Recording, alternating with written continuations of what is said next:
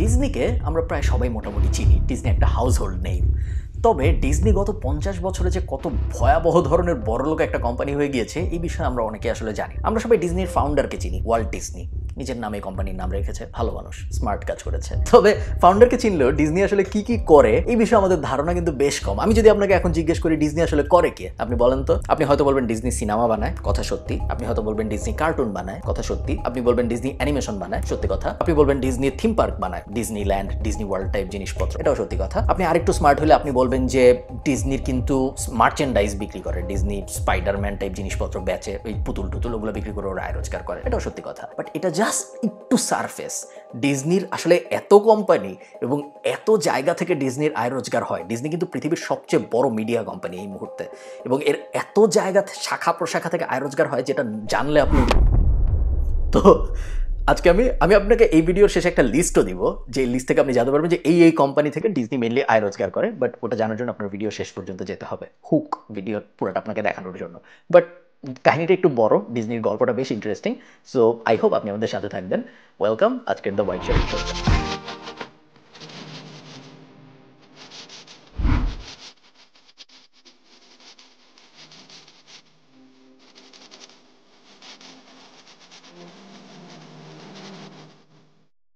অনেক আগের কথা, 1923 সালের দিকে, অনেক আগের কথা, 1923 সাল। ওয়াল্ট ডিজনি আর ওর ভাই রয় ডিজনি দুজন ঠিক করে যে ওরা একটা অ্যানিমেশন স্টুডিও টাইপ বানাবে, কার্টুন আঁকবে।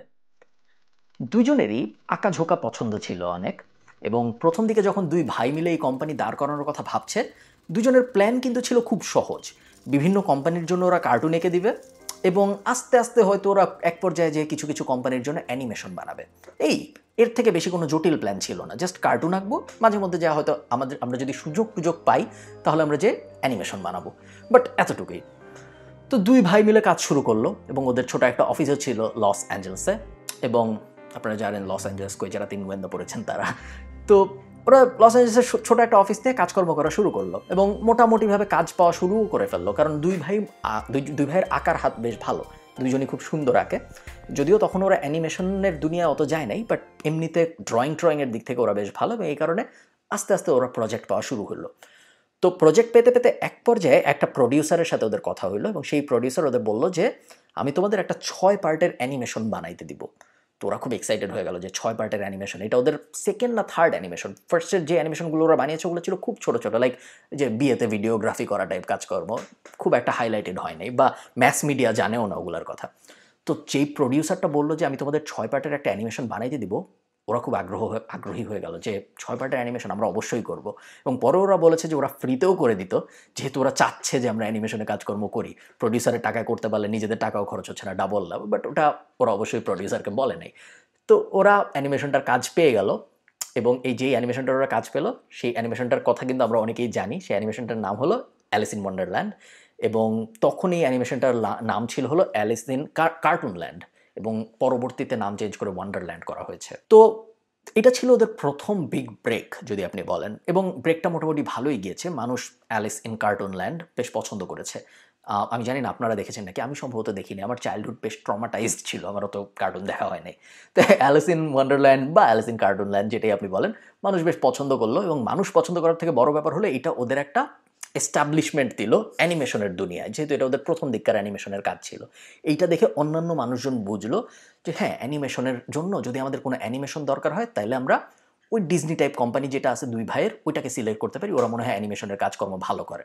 এবং আপনার বুঝতে হবে এটা অনেক আগের কথা, 1923 সালের কথা। আজকে যেমন আপনি ফেসবুকে যা স্ট্যাটাস দিলে কয়েকটা অ্যানিমেশনের কাজ জানে এরকম লোকজন পেয়ে যাবেন, 1923 সালে ফটোশপ ছিল না। 1923 সালে অ্যানিমেশন বেশ ভয়াবহ ধরনের, কম্পিউটারই ছিল না বেশিরভাগ মানুষের কাছে, কারো কাছেই মোটামুটি কম্পিউটার ছিল না। সো তখন অ্যানিমেশন আর এখন অ্যানিমেশনের মধ্যে বিস্তর ফারাক। সো তখন যারা অ্যানিমেশনের কাজ পারতো তাদেরকে এমনি হাইলি রিগার্ড করে দেখা হতো, এবং তার উপর যদি ওই অ্যানিমেশনের কাজ ভালো হয় সেই ক্ষেত্রে তার কথাই নেই। প্রবলেম যেটা হচ্ছিল সেটা হলো অ্যালিস ইন ওয়ান্ডারল্যান্ড বা অ্যালিস ইন কার্টুনল্যান্ড, আমি সরি এটাই লাস্ট, এরপরে আমি আর Alice in Wonderland versus Alice in Cartoonland বলবো না। বেসিক্যালি ওরা যখন অ্যালিস ইন কার্টুনল্যান্ড বানালো, বেশ জনপ্রিয় হইলো। প্রবলেম যেটা হইলো সেটা হলো মানুষ অ্যালিস ইন কার্টুনল্যান্ড চিনে, কিন্তু মানুষ ডিজনি চিনে না। ধরেন আপনি একটা, যেটা হয় আমাদের সিনেমা ইন্ডাস্ট্রিতে, প্রডিউসার যে অ্যাক্টর যে তাদের সবাই চিনে, কিন্তু ওই সিনেমার ভিতরে অ্যানিমেশন কে দিছে ওইটা কয়জন জানে, ওটা নিয়ে কয়জন ঘাটাঘাটি করে? খুব বেশি মানুষ ঘাটাঘাটি করে না। সো কার্টুন অনেক ফেমাস হইলো, কার্টুনের ভিতরের ক্যারেক্টার অনেক ফেমাস হইলো, কিন্তু ওই অ্যানিমেশন যে ডিজনি বানাইছে এটা তেমন কেউ জানলোই না। কিছু মানুষ এই ইন্ডাস্ট্রির জানলো, বাট ম্যাস মানুষজন জানলো না, ডিজনি তখনও জনপ্রিয় হয় নাই। তো ডিজনি ভাবলো যে আচ্ছা, এটা থেকে ওরা একটা আইডিয়া পাইলো যে আচ্ছা, অন্য মানুষের জন্য যদি কাজ করি তাইলে অন্য মানুষ জনপ্রিয় হয়, আমরা টাকা পাই, আমাদের লস হয় তা না, কিন্তু আমরা নিজেরা আসলে জনপ্রিয় হই না। আমরা নিজেরাই কি কিছু করতে পারি না সরাসরি মানুষের কাছে যাওয়ার জন্য, যে যাতে করে মানুষ সরাসরি আমাদের চিনবে? তো 1927 সালের দিকে ডিজনি ভাবলো যে আচ্ছা, আমরা একটা কাজ করি, আমরা নিজেরাই আস্তে আস্তে একটা সিনেমা বানানোর চিন্তা করি। তাড়াহুড়ার কিছু নেই, নিজেদের প্রজেক্টের সুবিধা হলো নিজেদের প্রজেক্টে কোনো ডেডলাইন থাকে না। এই বছর শেষ করলে করলাম, পরের বছর শেষ করলে পরের বছর শেষ করলাম, কে এসব বলবে, নিজেদেরই তো জিনিস। তো যেটা আমাদের ওয়েবসাইট বানানোর সময় অনেক হয়, নিজেদের কাজ খুব একটা ফাস্ট আগায় না, তো ক্লায়েন্টের কাছে অনেক ডেডলাইন থাকে, এই জন্য ক্লায়েন্টের কাজ অনেক তাড়াতাড়ি আগায়। তো ডিজনি 1927 সালে ঠিক করলো যে ঠিক আছে, আমরা নিজেরা আস্তে আস্তে একটা অ্যানিমেশন বানানোর চিন্তা করি এবং এই অ্যানিমেশন দিয়ে আমরা পুরো দুনিয়াকে বোঝাবো যে না, ডিজনি নামেও একটা জিনিস আছে। এক বছর পরে 1928 সালে যে এই প্রজেক্ট শেষ হয়, এই প্রজেক্ট যেটা ডিজনি বানায় সেই প্রজেক্টের নাম ছিল অসওয়াল্ড দ্য লাকি র্যাবিট। গল্পটা মেইনলি একটা খরগোশকে নিয়ে, তবে এই খরগোশের গল্পে একটা সাইড ক্যারেক্টার ছিল। সেই সাইড ক্যারেক্টারটা পরে এত জনপ্রিয় হয় যে সেই সাইড ক্যারেক্টারটা মোটামুটিভাবে পুরো দুনিয়াকেই বদলায় দেয় এবং ডিজনিরকে পুরো ম্যাপে বসায় দেয়, পুরো পৃথিবীর সবাই ডিজনিকে চিনে ফেলে। যেই সাইড ক্যারেক্টারটার নাম আপনারা ধরতে পেরেছেন, সেই সাইড ক্যারেক্টারটার নাম হলো মিকি মাউস। আচ্ছা, মজার কথা, প্রথম যে দুইটা অ্যানিমেশনে মিকি মাউস ছিল, ওই দুইটা অ্যানিমেশনের নাম ভূমিকায় কিন্তু মিকি মাউস ছিল না, মিকি মাউস ছিল সাইড ক্যারেক্টার। এবং ওই দুইটা অ্যানিমেশনই ছিল শব্দহীন, সাউন্ডহীন অ্যানিমেশন ছিল, সো সাউন্ড ছিল না। তখনকার টেকনোলজি এখনকার মতো না, সাদা কালো তো ছিল এবং সাউন্ডও ছিল না। 3 নম্বর অ্যানিমেশনে যে ডিজনি সাউন্ড কীভাবে দিতে হয় অ্যানিমেশনের ভিতরে এটা বাইর করে, এবং তারপরে 3 নম্বর অ্যানিমেশন থেকে ডিজনি অ্যাকচুয়ালি মিউজিক অ্যানিমেশন যখন বানায় তখন সাউন্ডও দেওয়া শুরু করে অ্যানিমেশনের ভেতরে। তো মানুষ তো মিকি মাউসের জন্য পাগল হয়ে যায়। ডিজনিও মিকি মাউস যখন দেখলো যে মানুষ পাগল হয়ে যাচ্ছে, তখন মিকি মাউসকে মেইন ক্যারেক্টার বানায় বিভিন্ন ধরনের অ্যানিমেশন রিলিজ করা শুরু করে। মিকি মাউস মেইন ক্যারেক্টার, তবে আস্তে আস্তে মিকি মাউসের সাথে আরও অনেক সাইড ক্যারেক্টার আনা শুরু হয়। যেমন ধরেন সাইড ক্যারেক্টারের মধ্যে ছিল ডোনাল্ড ডাক, যেটাকে আমরা চিনি, সেটা এখন অনেক জনপ্রিয়। সাইড ক্যারেক্টারের মধ্যে ছিল প্লুটো, গুফি, এরকম অনেকগুলো ক্যারেক্টার। এরা মিকি মাউসের সাথে সাইড ক্যারেক্টার হিসেবে জনপ্রিয়তা পায় এবং তারপরে ওরা আস্তে আস্তে নিজেদের শো পায়। আপনি যখন অ্যানিমেশন বানাচ্ছেন, আপনার একটা সুবিধা আছে, যে সুবিধাটা আপনি অন্য সময় পান না। ধরুন আপনি অ্যাভেঞ্জার্স বানাচ্ছেন, অ্যাভেঞ্জার্স বানানোর সময় আপনার দেখতে হবে রবার্ট ডাউনি জুনিয়রের টাইম আছে নাকি, অন্যান্য যত অ্যাক্টর আছে, ও স্পাইডারম্যান যে প্লে করে তার টাইম আছে নাকি, অমুকের টাইম আছে নাকি, তমুকের টাইম আছে নাকি। আপনি যখন অ্যানিমেশন বানাচ্ছেন সবার টাইম আছে। মিকি মাউসের কোনো সমস্যা নেই, মিকি মাউস যে কোনো সময় শিডিউল দিতে পারবে। মিকি মাউসকে যদি আপনি মেইন ক্যারেক্টার না বানায় সাইড ক্যারেক্টার বানান, বা ডোনাল্ড ডাককে যদি আপনি একটা মেইন ক্যারেক্টার বানায় দেন, হঠাৎ করে যে তার নাম মিকি মাউস, যেই নাটকের নাম মিকি মাউস, কেউ এসে কমপ্লেন করবে না, কার্টুনদের ইগো থাকে না। সো এই অ্যাডভান্টেজটা কিন্তু শুরুর দিকেই পেয়ে গেল ডিজনি, এবং এই অ্যাডভান্টেজটা নিয়ে ওরা পাগলের মতো অ্যানিমেশন বানানো শুরু করে দিল। আচ্ছা, গল্প ছোট করে নিয়ে আসি, বেশ বড় হয়ে যাচ্ছে গল্প। আমি জানি না আপনারা বিরক্ত হচ্ছেন নাকি, বিরক্ত হলে আমাকে কমেন্টে জানাবেন, আমি এর পর থেকে গল্প ছোট করার চেষ্টা করব। তো ওরা তো এখন অ্যানিমেশন বানাচ্ছে, ক্লায়েন্টের কাজ বেশ কমাই দিছে, ক্লায়েন্টের কাজ এখন ডিজনি করেই না, কারণ নিজেদের অ্যানিমেশনই এত বিক্রি হয়, নিজেদের অ্যানিমেশনই এত মানুষ দেখতে আসে যে ক্লায়েন্টের কাজ করার ওরা সময়ও পায় না, ইচ্ছাও করে না ওদের ক্লায়েন্টের কাজ করতে। কিছু কিছু বড় বড় ক্লায়েন্টের কাজ ওরা তখনও করছিল, স্পেশালি হলিউডের সাথে, বাট খুব বড় সড়ভাবে ওরা ক্লায়েন্ট প্রজেক্টে আর আগ্রহী ছিল না, কারণ নিজেদের কাজেই যখন এনাফ টাকা আসতেছে কেন করবো ক্লায়েন্টের কাজ। এই সময়ে এসে ডিজনি ভাবলো যে, এটা হলো আমি 1955 সালের কথা বলছি যদি আমি ভুল না করে থাকি, এসে ডিজনি ভাবলো যে আচ্ছা, আর একটু ডাইভার্সিফাই করলে কেমন হয় আমাদের আয় রোজগার। একটা কাজ করি, আমাদের কার্টুন ক্যারেক্টার মানুষ পছন্দ করে যেহেতু, আমরা একটা থিম পার্ক বানাইলে কেমন হয়। একটা থিম পার্ক বানায় দেখি যে থিম পার্কের ভিতর কিছু রাইড টাইড রাখবো এবং আমাদের ক্যারেক্টারগুলার কস্টিউম পরায় কিছু মানুষকে হাঁটাহাঁটি করাবো থিম পার্কের ভিতরে। দেখি যদি মানুষ, খুব বেশি টাকা খরচ করব না, যদি মানুষ এনজয় করে তাহলে আস্তে আস্তে বড় করার চেষ্টা করব, বাট শুরুর দিকে আমরা খুব বেশি টাকা খরচ করব না। দেখি আমরা শুরু একটু চেষ্টা করে যে মানুষ আসলে নেয় নাকি জিনিসটা। তো তো যেই কথা সেই কাজ, 1955 সালে ক্যালিফোর্নিয়াতে ডিজনি লঞ্চ করে প্রথম ডিজনিল্যান্ড, যেটা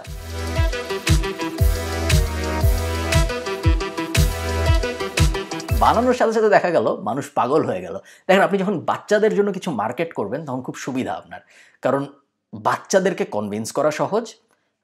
বাচ্চাদেরকে যদি আপনি কনভিন্স করতে পারেন, বাচ্চারা বাচ্চাদের বাবা মাকে কনভিন্স করার কাজটা ভালো পারে। সো আপনার ডাইরেক্টলি বাচ্চাদের বাবা মাকে কনভিন্স করতে হবে না, আপনার শুধু বাচ্চাকে কনভিন্স করতে হবে, এবং বাচ্চাকে কনভিন্স করা সহজ। যেহেতু আপনার বাচ্চাকে কনভিন্স করলেই কাজ হয়ে যাচ্ছে, এই কারণে ডিজনি ওটা করা শুরু করলো এবং বাচ্চারা পাগল হয়ে গেল যে ডিজনিল্যান্ডে যদি আমি যাই তাহলে আমি প্লুটোকে দেখতে পারবো, ডিজনিল্যান্ডে যদি আমি যাই তাহলে আমি ডোনাল্ড ডাকের সাথে ছবি তুলতে পারবো, এই রাইড আছে ওই রাইড আছে। এমনিতেও ডিজনিল্যান্ড ভালো, এমন না যে খালি মানে মার্কেটিং দিয়েই নিয়ে আসছে এবং আসার পরে মানুষ দেখছে ডিজনিল্যান্ডের ভালো না, ডিজনিল্যান্ডের সার্ভিস ভালো না, এরকম কিছু না, অসাধারণ সার্ভিস। এবং বলা হয় যে ওয়ার্ল্ড ডিজনি নিজে নিজে প্রত্যেক দিন ডিজনিল্যান্ডে ঘুরে ঘুরে প্রবলেম খুঁজে বের করার চেষ্টা করতো এবং এত কোয়ালিটি অ্যাসুরেন্সের দিকে বা কোয়ালিটি কন্ট্রোলের দিকে, যেটা বলে কিউসি কন্ট্রোল, ওই জিনিসে ফোকাস করার কারণেই ডিজনিল্যান্ড খুব তাড়াতাড়ি জাস্ট লঞ্চ করার 1-2 বছরের মধ্যে পৃথিবীর সবচেয়ে প্রসিদ্ধ এবং পৃথিবীর সবচেয়ে ফেমাস থিম পার্কগুলোর একটা হয়ে গেল। এটা ছিল জাস্ট শুরু, এটা ছিল ডিজনির প্রথম থিম পার্ক 1955 সালে। তার ঠিক 10 বছর পরে 1965 সালে ডিজনি ভাবলো যে আচ্ছা, প্রথমটা বেশ সফল হয়েছে, আমরা আরেকটু এক স্টেপ বড় করি। কি করা যায়? এক স্টেপ বড় করার আইডিয়াটা হলো, আগে মানুষ শুধু আসতো, ঘুরতো ঘাটতো শিশু পার্কের মতো, দিন শেষে চলে যাইতো। এইবার আমরা একটা রিসোর্ট বানাই, মানুষ থাকুক। মানুষকে যদি একদিন রাখা যায় তাহলে আপনি চিন্তা করেন সুবিধা কি? মানুষকে যদি রাখি, মানুষের তো রাত্রে খাইতে হবে, মানুষের সকালে খাইতে হবে, ফুডের বিজনেসটা দাঁড়ায় গেল। মানুষ যদি এক রাত বেশি থাকে তাহলে অবশ্যই যত বেশি থাকবে তত মানুষ আমাদের রাইড টাইডে বেশি চড়বে বা আমাদের এন্টারটেনমেন্টগুলো বেশি এনজয় করবে, সুবিধা। মানুষ যদি রাতে থাকে, রাতে আমরা সিনেমা টাইপ একটা নাইট করতে পারি, মুভি নাইট, এবং মুভি নাইট যদি করা যায় তাহলে মুভির টিকিট বেচা যাবে যারা থাকতেছে তাদেরকে, আরও সুবিধা। এরকম বিভিন্ন অ্যাঙ্গেল ট্যাঙ্গেল নিয়ে চিন্তা করে ওরা সেকেন্ড যেই ডিজনিল্যান্ড লঞ্চ করলো, ওই ডিজনিল্যান্ডটা হলো একটা রেসিডেন্স ডিজনিল্যান্ড। ওখানে আপনি চাইলে যা থাকতে পারবেন কয়েকদিন, ওখানে সুন্দর হাউস টাউস বানাইলো ওরা। আনফর্চুনেট ব্যাপার হলো ওয়ার্ল্ড ডিজনি তার আগেই মারা যায়। ওয়ার্ল্ড ডিজনি সেকেন্ড ডিজনিল্যান্ডটা দেখে যেতে পারে না, যেটা অ্যাকচুয়ালি বলা হয় যে সবচেয়ে সুন্দর ডিজনিল্যান্ডগুলোর একটা, ওটা ওয়ার্ল্ড ডিজনি দেখে যেতে পারে না। ওয়ার্ল্ড ডিজনি 1955 সালের প্রথমটা দেখে, বাট সেকেন্ডটা ওরা দেখা হয় না। আনফর্চুনেট ব্যাপার, বাট উদ্যোক্তাদের জীবনে আনফর্চুনেট ব্যাপার হইতেই পারে। ওয়ার্ল্ড ডিজনির কথা আমি এই গল্পে আর খুব একটা বলবো না, ওয়ার্ল্ড ডিজনির গল্প এখানেই শেষ। বাট ডিজনির গল্প বাকি আছে, বাট ওয়ার্ল্ড ডিজনি মেইন যে ফাউন্ডার তার গল্পটা এখানেই শেষ। বাট একটা কথা জাস্ট বলে রাখি, ওয়ার্ল্ড ডিজনি কিন্তু খুব একটা বড়লোকি জীবন কাটায় নাই, বেশ মানে গরিবী জীবন কাটিয়েছে এমন না, বাট আমি একটা বাড়ি কিনলাম, আমার বাড়িতে সুইমিং পুল থাকবে, আমার একটা প্লেন থাকবে, ওরকম মানুষও ছিল না। ওর অনেক টাকা ছিল, কিন্তু সব টাকা ও যখনই ইনকাম করেছে সব টাকাও আবার ব্যবসায় খরচ করে ফেলেছে। এবং ওর একটা কথাই ছিল যে আমি মুভি এই জন্য বানাই না যে আমি টাকা আয় করব, বরং আমি টাকায় এই জন্য করি যেন আমি মুভি বানাতে পারি। সো মুভি বানানো, অ্যানিমেশন বানানো, ওই যে ছোট্টবেলায় শুরু করেছিল দুই ভাই মিলে যে আর্ট করবে, ওরা কার্টুনিস্ট হবে, ওরা অ্যানিমেশন বানাবে, ওই ব্যাপারটা মৃত্যু পর্যন্ত একই রকম ছিল, পরিবর্তন হয়নি। এবং যত আয় করেছে সব ওর সাথে সাথে ব্যবসায় দিয়ে দিয়েছে। তো এটি ওয়ার্ল্ড ডিজনির পার্টটা। ওয়ার্ল্ড ডিজনির ব্যাপারটা আপাতত থাক, আমি আপনাদের ডিজনির গল্প বলি। তো ডিজনি মোটামুটিভাবে খুব সহজেই বুঝে গেল যে সলিউশনটা কি আসলে অনেক টাকা আয় করার। আমাদের অনেক অ্যানিমেশন বানাইতে হবে, আমাদের অনেক সিনেমা টিনেমা বানাইতে হবে, এবং আমাদের অনেক থিম পার্ক বানাইতে হবে পাগলের মতো, যেখানেই চান্স পাই ওখানে একটা থিম পার্ক বানাইতে হবে। তো আমেরিকায় তো ওরা থিম পার্ক বানাচ্ছে, থিম পার্ক বানাইতে বানাইতে ওরা ভাবলো আমেরিকার বাইরে গেলেও কেমন হয়, আমেরিকার বাইরে যায় কিছু থিম পার্ক বানাই। সো 1992 সালে, আমার জন্মের 1 বছর আগে, ওরা প্রথম আমেরিকার বাইরে থিম পার্ক বানালো। এবং আমেরিকার বাইরে ওরা যে জায়গায় থিম পার্ক বানালো সেটা হলো প্যারিসে সম্ভবত। এবং প্যারিসে যখন থিম পার্ক বানালো, প্রথম বছরেই 11 মিলিয়ন মানুষ গেল ওই থিম পার্ক দেখতে। কারণ শুধু আমেরিকায় ক্যারেক্টারগুলো জনপ্রিয় না, ক্যারেক্টারগুলো এতদিনে ওয়ার্ল্ড ওয়াইড জনপ্রিয় হয়ে গিয়েছে, কারণ তার আগের 50 বছর অ্যানিমেশন দেখেছে মানুষ, সিনেমা দেখেছে মানুষ, ক্যারেক্টারগুলো হাউসহোল্ড নেম হয়ে গিয়েছে। এরকম বিভিন্ন কারণে ডিজনি তখন মোটামুটি একটা গোল্ডেন ডাস্ট টাইপ কোম্পানি, ওরা যাই করে যাই শুরু করে সবই ওরা সফল করে ফেলে। এই পর্যায়ে এসে ডিজনির সব ক্যারেক্টার বাচ্চাদের কাছে ভয়াবহ জনপ্রিয় হয়ে গেছে। ডিজনিল্যান্ডের সার্ভিস সবার পছন্দ, ডিজনি প্রতি বছরই মোটামুটি আগের বছর থেকে বেশি আয় করে। কিন্তু যদি আপনি চিন্তা করেন, ডিজনি কিন্তু এই সময়ে এসেও পাগলের মতো অন্য কোম্পানি টম্পানি কেনা শুরু করে নাই, সেটা হয়েছে আরেকটু পরে। আরেকটা কথা আমি বলতে ভুলে গিয়েছি, 1980-র দশকে এসে ডিজনি কিন্তু অ্যানিমেশন এবং কার্টুন বানানোর পাশাপাশি সিনেমা বানানো শুরু করে। এটা আমার হয়তো আরেকটু আগে বলা উচিত ছিল, ব্যাপার না। তো প্রথম যে সিনেমাটা ওরা বানায় সেই সিনেমাটার নাম ছিল দ্য ব্ল্যাক হোল। এগেইন ওদের টার্গেট অডিয়েন্স ছিল বাচ্চা কাচ্চা, ওদের জন্য ওরা দ্য ব্ল্যাক হোল বানিয়েছিল। 1979 সালে এই মুভিটা রিলিজ পায়। মুভিটা সেরকম জনপ্রিয় হয় নাই, তবে সিনেমাটা যে অনেক খারাপ চলেছে তাও না, বাট ডিজনি লেভেলের জনপ্রিয়তা পায় নাই, খুব বেশি মানুষ চিনেও না। সো আমি যদি আপনাকে বলি দ্য ব্ল্যাক হোল দেখছেন, আপনি বলবেন দেখেন নাই, আমিও দেখিনি, দেখা জরুরি না। তো এই পর্যায়ে এসে ডিজনি সিনেমা বানাচ্ছে, কার্টুন বানাচ্ছে, অ্যানিমেশন বানাচ্ছে, যেইখানে পারতেছে ডিজনিল্যান্ড ওপেন করছে এবং বাচ্চাদের কাছে ক্যারেক্টারগুলোর মার্চেন্ডাইজ বিক্রি করতেছে। সব কিছু ভালোই চলছে, কিন্তু ডিজনি আরও বড় হতে চায়। আরও বড় এখন কিভাবে হওয়া যায়? 1983 সালে ডিজনি ঠিক করলো ওরা নিজেদের একটা টিভি চ্যানেল লঞ্চ করবে। প্রথম দিকে যখন ওরা ঠিক করে যে ওরা টিভি চ্যানেল লঞ্চ করবে, ওদের 24 ঘন্টার কন্টেন্ট ছিল না। 24 ঘন্টার কন্টেন্ট বানানো তো বেশ ঝামেলার ব্যাপার, এবং ডিজনি যেহেতু ওদের কোয়ালিটির ব্যাপারে খুব সচেতন, ওরা 24 ঘন্টা ফিল আপ করার জন্য আজের টাইপ কন্টেন্টও দিতে চায়নি। সো প্রথম দিকে সিস্টেম ছিল যে ওরা 16 ঘন্টা চ্যানেল চালাবে, বাকি যে দিনের যতক্ষণ আছে ততক্ষণ চ্যানেল বন্ধ থাকবে। এই চ্যানেল তারপর আস্তে আস্তে 24 ঘন্টার চ্যানেলে পরিণত হয়, এবং এই চ্যানেল সবচেয়ে জনপ্রিয় টিভি শোগুলার কিছু বাচ্চাদের জন্য স্পেশালি লঞ্চ করে তার পরবর্তী সময়ে। তার মধ্যে আছে হ্যানা মন্টানা, তার মধ্যে আছে হাই স্কুল মিউজিক্যাল, তার মধ্যে আরও অনেক অনেক টিভি শো আছে যেগুলা খুব তাড়াতাড়ি লঞ্চ করার 2 বছরের মধ্যে খুব ভয়াবহ ধরনের জনপ্রিয় হয়ে যায়। এবং এই টিভি চ্যানেলটা লঞ্চ হয় 1983 সালে, তার ঠিক 2 বছরের মধ্যে 1985 সালের মধ্যে এটা পৃথিবীর 1 নম্বর টিভি চ্যানেল হয়ে যায় কিডস অ্যান্ড ফ্যামিলি এন্টারটেইনমেন্টের জন্য। আর একটা সফলতা। তো মজার ব্যাপার হইল, ডিজনির এই পর্যায়ে এসে ও যা করতেছে তাই সফল হচ্ছে। সো পাগলের মতো হয়ে গেল ডিজনি কোম্পানিটা। ডিজনির যে বোর্ড মেম্বাররা, তারা মোটামুটি এখন যে আইডিয়া নিয়ে যায় ওরা সবই গ্রিন লাইট করে দেয়। কারণ মোটামুটিভাবে দেখা যাচ্ছে যে ডিজনি যেখানেই টাকা ঢালে ওটাই সফল হয়। ব্যর্থ যে হওয়া যায় এই ব্যাপারটাই ডিজনি ভুলে যায়। তো 1998 সালে সে ডিজনি ঠিক করে একটা জাহাজ বানাবে। তো জাহাজ বানাবে কি, আইডিয়াটা কি, আমরা একটা ক্রুজ শিপ বানাবো, বড় ক্রুজ শিপে মানুষ ঘুরবে 7 দিন ধরে, এবং এই ক্রুজ শিপের ভিতরে আমাদের ক্যারেক্টাররা থাকবে, ক্রুজ শিপের ভিতরে এন্টারটেইনমেন্ট থাকবে। ওই সেম জিনিস, বেসিক্যালি ডিজনিল্যান্ড কিন্তু সাগরের উপর নড়তেছে, ওই সেম কনসেপ্ট। এবং ওরা এটা লঞ্চ করেও ফেলে, এবং লঞ্চ করার পর দেখা যায় ওই ক্রুজ শিপও বিশাল সফলতা পায়। মানুষ পাগলের মতো লাইন ধরে টিকিট কাটতেছে, মানুষ ক্রুজে করে ডিজনিতে ঘুরতেছে। আপনি চিন্তা করেন, একটা বাচ্চার জন্য যদি আপনি ভাবেন, জাহাজে যাচ্ছেন, পুরো আটলান্টিকে ঘুরতেছেন, আবার ভিতরে এত এন্টারটেইনমেন্ট, না করার কোনো কারণ নেই। এবং ওই ক্রুজ শিপ থেকেও ডিজনির ভয়াবহ ধরনের আয় রোজগার হওয়া শুরু হয়। তো এরকম করতে করতে, মজা করতে করতে 2000 সাল চলে আসলো। 2000 সালটা খুব ইম্পর্ট্যান্ট, এই জন্য না কারণ এটা মিলেনিয়াম, তার কারণ হলো 2000 সালে ডিজনি নতুন একটা প্রেসিডেন্ট পায় ওদের কোম্পানির, যে প্রেসিডেন্টের নাম বব আইগার। বব আইগারের একটা বইও আছে, আমি আপনাদের রেকমেন্ড করবো খুঁজে বের করে পড়তে। তো তার আগে বব আইগার সিইও ছিল, কিন্তু ডিজনি কোম্পানিটা প্রেসিডেন্টের পাওয়ার সিইওর থেকে অনেক বেশি, এবং প্রেসিডেন্ট খুব ইম্পর্টেন্ট ব্যাপারগুলো ডিসিশন নেয়, যেগুলো হলো স্পেশালি হলো কোন কোম্পানি কিনবো, কোন কোম্পানি বেচবো, এই ধরনের ব্যাপার স্যাপারে প্রেসিডেন্ট ডিসিশন নিতে পারে, এই ধরনের ব্যাপার স্যাপারে সিইওরা ডিসিশন নেয় না। তো বব আইগার যখন প্রেসিডেন্ট হয়ে গেল ডিজনির, তখন থেকে, এটা 2000 সাল, আমি আরেকবার বলি আপনাদের, তখন থেকে ডিজনি অন্য কোম্পানি কেনার জন্য পাগল হয়ে গেল। এর পরের 20 বছর ডিজনি মোটামুটি ঈদ শপিং চালাইছে। 2020 সাল পর্যন্ত এসেও, এই ভিডিওটা যখন আমি রেকর্ড করতেছি, এই গত 20 বছর ডিজনির জন্য ঈদ ছিল। পাগলের মতো কেনাকাটা করছে ডিজনি। এই নেশার প্রথম টার্গেট ছিল আসলে পিক্সার। ডিজনি পিক্সার স্টুডিওটা কিনে 2006 সালে। পিক্সারের মালিক ছিল স্টিভ জবস সেই সময়ে, এবং প্রায় $7.5 বিলিয়ন দেয় ডিজনি পিক্সারকে কিনতে। এর ঠিক 3 বছর পরে 2009 সালে ডিজনি কিনে নেয় মার্ভেলকে, এবং মার্ভেলকে কেনার জন্য ডিজনি মাত্র $4 বিলিয়ন দেয়। আপনারা এখানে মার্ভেলের একটা গ্লাভ দেখতে পারবেন, আজকে আমি গ্লাভটা জ্বালাই নেই যদিও। তো মার্ভেল তো ওরা কিনে নিল। মার্ভেল কেনার 5 বছর পরে ডিজনি কিনে নেয় 20th century Fox network. Fox নেটওয়ার্কের দাম অনেক, সো ডিজনির প্রায় $71 বিলিয়ন মতো খরচ হয় ফক্স নেটওয়ার্ক কিনতে। কিন্তু ফক্স নেটওয়ার্ক কেনার একটা সুবিধা আছে, ফক্স নেটওয়ার্কের ভিতরে আবার অন্য অনেক কোম্পানি ছিল, সো ডিজনি পুরো প্যাকেজ পেয়ে যায়। ফক্স নেটওয়ার্কের ভিতরে ফক্স টিভি ছিল, ফক্স নেটওয়ার্কের ভিতরে ন্যাশনাল জিওগ্রাফি ছিল, ইএসপিএন ছিল, স্টার নেটওয়ার্ক ছিল, স্টার নেটওয়ার্কের ভিতরে আবার star India, star sports, star cinema, এরকম অনেকগুলো চ্যানেল আছে। সো ফক্স নেটওয়ার্ক যখন ডিজনি কিনে, ডিজনি হঠাৎ করে একটা মিডিয়া জগতের জায়ান্ট হয়ে যায় এই পর্যায়ে এসে। তো এগুলো হলো বড় বড় শপিংয়ের হিসাব। বড় বড় শপিং ছাড়াও ছোটোখাটো শপিংও ডিজনি অনেক করেছে গত 20 বছরে। যেমন ধরেন, নেটফ্লিক্সের কম্পিটিটর হুলুর শেয়ার কিনেছে ডিজনি। তারপরে এবিসি নেটওয়ার্ক, যেটা আমেরিকার একটা বিখ্যাত টিভি চ্যানেল, ওই এবিসি নেটওয়ার্ক পুরোটা ডিজনি কিনে ফেলেছে। তারপরে গোপ্রো ক্যামেরার মালিকানা ডিজনির আছে। এরকম হাজার হাজার কোম্পানি আছে যেগুলো ডিজনি কিনেছে বিভিন্ন সময়। এবং হাজার হাজার বলাটা মনে একটু বেশি হয়ে যাবে, বাট শয় শয় কোম্পানি আছে যেগুলো ডিজনি পুরা কিনেছে। যেগুলো পুরা কিনে নেই ওগুলো বড়সড় ইনভেস্ট করে এটার 20%-এর মালিক, ওটার 15%-এর মালিক, এটার 30%-এর মালিক, এই ধরনের অনেকগুলা কোম্পানির মালিক ডিজনি। সব কিছুর পিছনে একটাই উদ্দেশ্য ছিল, বব আইগার যে প্রেসিডেন্ট, ওর মাথায় ছিল একটাই পরিকল্পনা, সেটা হলো পৃথিবীতে যদি একটা মিডিয়া কোম্পানি থাকে সেইটা হবে ডিজনি। পৃথিবীর যত মিডিয়া চ্যানেল আছে, পৃথিবীর যত নেটওয়ার্কিং জিনিসপত্র আছে, সব কিছু আস্তে আস্তে ডিজনি কিনে নেবে।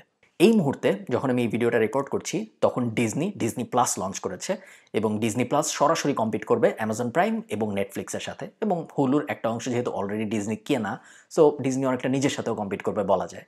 এবং আমার ধারণা, আমাকে যদি আপনি জিজ্ঞেস করেন, আমি বলবো ডিজনি এই কম্পিটিশনে জিতে যাওয়ার চান্স অনেক বেশি।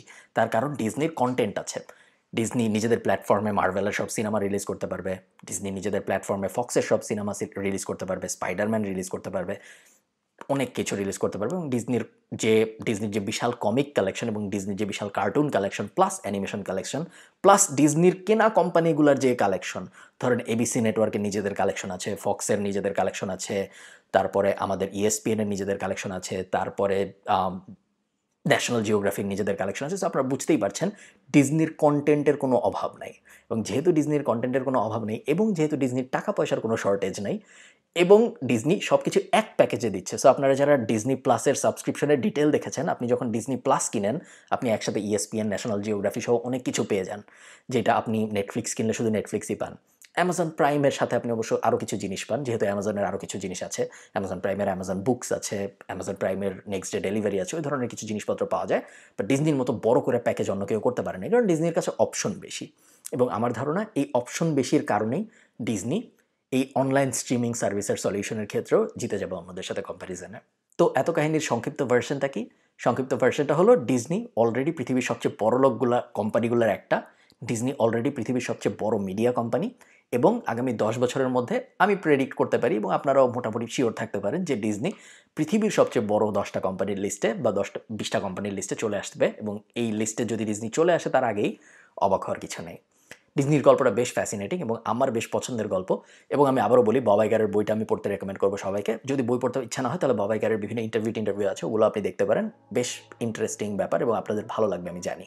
এই ভিডিওটা যদি আপনাদের ভালো লেগে থাকে এবং যদি আপনাদের হোয়াইট শার্ট শো ভালো লেগে থাকে তাহলে আমাকে অবশ্যই কমেন্টে জানাবেন, একটা থামস আপ দিতে পারেন এবং নিচে সাবস্ক্রাইব বাটনে ক্লিক করতে পারেন। ভালো থাকবেন সবাই, টাটা।